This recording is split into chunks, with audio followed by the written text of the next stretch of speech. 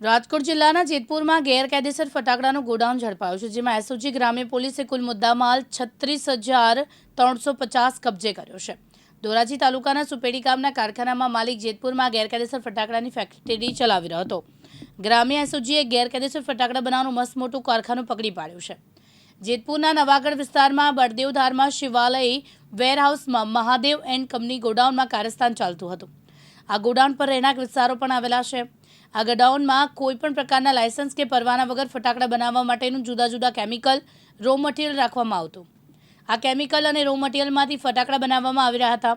જેતપુરના તંત્ર પર સવાલ ઉઠ્યા છે। જેતપુર મામલતદાર પોલીસ મીઠી નંદરમાં છે તેવું લોકમુખે ચર્ચાઈ રહ્યું છે। પોલીસે સાહિલ મુકેશ રામોલિયા, સામુ હાકીમ કુશવાહા, દેવેન્દ્ર અરવિંદ માથુર અને કારખાનાના માલિક જિગ્નેશ પરસોત્તમ વિરામ ગામની ધરપકડ કરી 36,350 રૂપિયાનો મુદ્દામાલ કબજે કર્યો છે। આશિષ મહેતા, દિવ્યાંગ ન્યૂઝ, જેતપુર, રાજકોટ।